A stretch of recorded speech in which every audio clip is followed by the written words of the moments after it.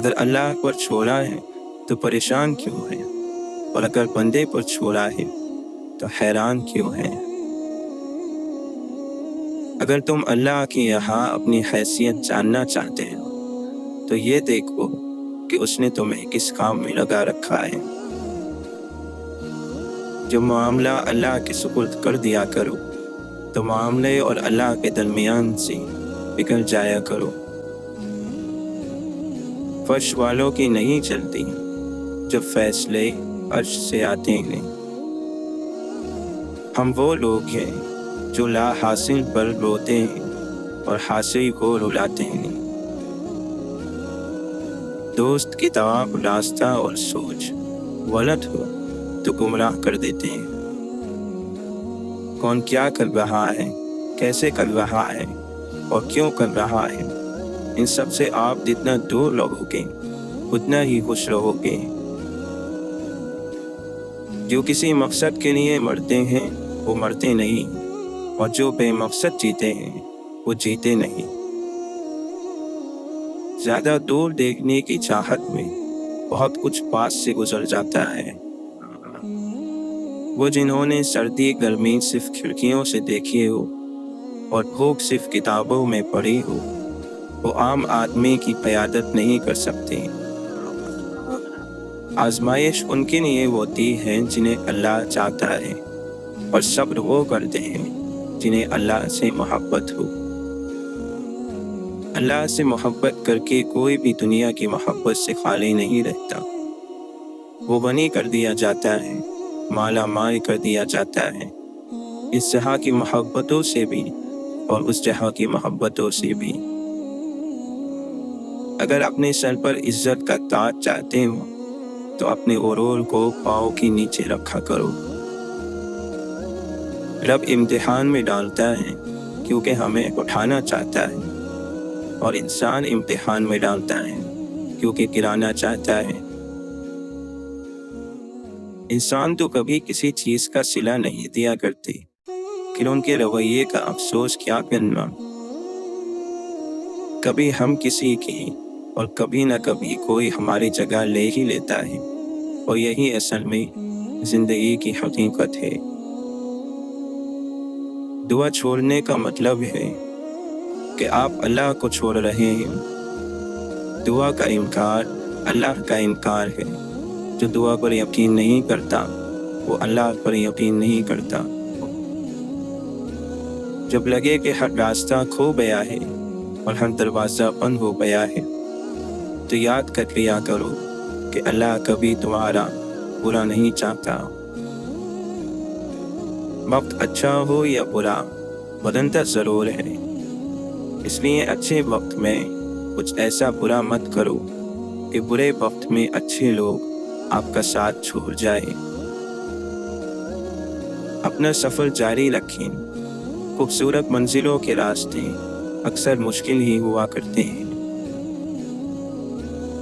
خوش رہا کرو، کیونکہ پریشان ہونے سے کل کی مشکل دور نہیں ہوتی، بلکہ آج کا سکون بھی چلا جاتا ہے۔ جو لوگ ہر چیز خوشی سے اللہ کے ہاتھ میں تھما دیتے ہیں وہ یقینی طور پر ہر چیز میں اللہ کا ہاتھ پائیں گے اور اس کی مدد پائیں گے۔ دنیا میں کسی بھی حوالے سے کسی دوسرے کی ضرورت بدترین تکلیف ہوتی ہے۔ اللہ تعالیٰ سے ہر وقت دعا کرنی چاہیے کہ وہ ہمیں اپنے سوا کسی اور کا محتاج نہ کرے۔ کچھ مردوں کا جنازہ ہی پہلی بار انہیں مسجد لے کر آتا ہے، اور کچھ عورتوں کا کفن ہی پہلی بار انہیں پردہ کرواتا ہے۔ شیخ سعدی فرماتے ہیں، جنت کا تصور دنیا کو خوبصورت بنانے کے لیے، اگر جنت کو پانے کے لیے دنیا کو بگاڑنا پڑے تو دنیا کو مت بگاڑو، بلکہ جنت کے اس بگڑے ہوئے تصور کو سنوارو۔ جو قیمتی چیزیں ہمیں بن مانگے مل جاتی ہیں، بدقسمتی سے ہم انہیں پھر قیمتی نہیں سمجھتے۔ انسانوں سے غلطیاں ہو جایا کرتی ہیں، غلطی کا اعتراف کر کے سرفروب ہو جائیں۔ اللہ تعالیٰ آپ کو عزتوں سے نوازے گا۔ جیتنے والے کو کسی وضاحت کی ضرورت نہیں ہوتی، اور ہارنے والے کی 100 وضاحتیں بھی ناکافی ہوتی ہیں۔ انسان بڑا ہے تو اپنی سوچ کی وجہ سے، شریف ہے تو اپنے بول کی وجہ سے، قابل احترام ہے تو اپنے عمل کی وجہ سے۔ محبت تو دراصل وہ ہے جو محمد صلی اللہ علیہ وسلم نے اپنی امت سے کی۔ مولانا رومی فرماتے ہیں، کل میں ہوشیار نوجوان تھا، دنیا بدلنا چاہتا تھا، آج میں سمجھدار بوڑھا ہوں، خود کو بدل رہا ہوں۔ قانون ایک ایسا مکڑی کا جال ہے جس کو پھاڑ کر طاقتور بچ نکلتا ہے اور غریب پھنس جاتا ہے۔ ہر نیا لمحہ شروع ہو کر یہ اعلان کرتا ہے، جو شخص بھلائی کرنے کی قدرت رکھتا ہے تو کر لے، اس لیے کہ میں دوبارہ لوٹ کر آنے والا نہیں ہوں۔ بے عمل قوموں کی امیدیں مایوسی سے زیادہ ہلاک کرنے والی ہوتی ہے۔ کہتے ہیں کہ جب انسان کو عبادات بے وقوفانہ لگیں تو اپنے گھٹیا اور بدترین خیالات میں عظیم لگنے لگتے ہیں۔ اگر آپ کو وہ فصل پسند نہیں جو آپ کاٹ رہے ہیں تو آپ ان بیجوں کی جانچ کیجیے جو آپ بو رہے ہیں۔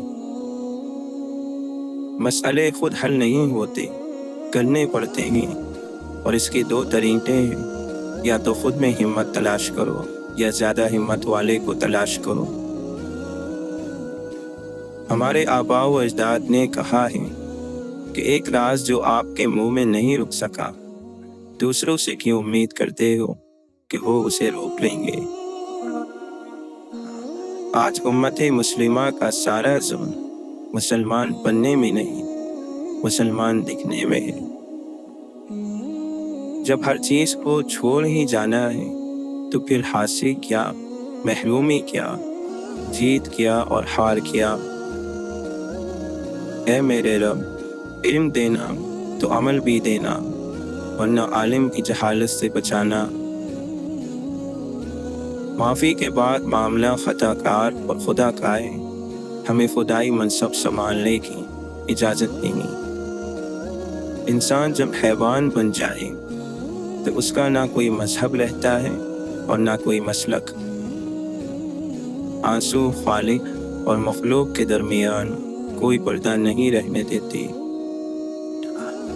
ہم نے محبتوں، رحمتوں اور خوشیوں کی گنتی چھوڑ دی، اب ہم صرف دکھ، درد اور پیسے کو گنتے ہیں۔ وقت اللہ تعالی کی امانت ہے، جس کا ایک لمحہ بھی ضائع کرنا مجرمانہ خیانت ہے۔ شکر ایسی چیز ہے کہ اسے دیکھ کر اور سن کر ہی ہم اپنے اندر تبدیلی محسوس کرنے لگتے ہیں۔ تکلیف میں سجدہ کرنا اور پھر تکلیف کو دنیا والوں سے چھپانا اللہ والوں کا مقام ہے۔ امام شافعی رحمۃ اللہ علیہ فرماتے ہیں، یہ تمہارا جو نفس ہے تم اسے اچھے کاموں میں لگا دو، ورنہ یہ تمہیں برے کاموں میں لگا دے گا۔ جو شخص نصیحت کرنے والوں کی نصیحت سے ٹھیک نہیں ہوتا، حالات کے تھپیڑے اسے سیدھا کر دیتے ہیں۔ جس شخص کے پاس پختہ یقین ہو اور اچھے اخلاق ہو، وہ شخص ایک ہی وقت میں اللہ اور اس کی مخلوق دونوں کا محبوب بن جاتا ہے۔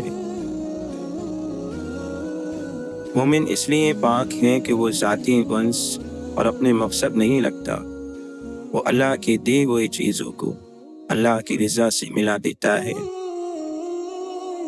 مومن کی زندگی میں ایک وقت ایسا آتا ہے کہ دل سے ہر خواہش ختم ہو جاتی ہے اور دل چاہتا ہے کہ بس وہی ہو جو خدا چاہتا ہے۔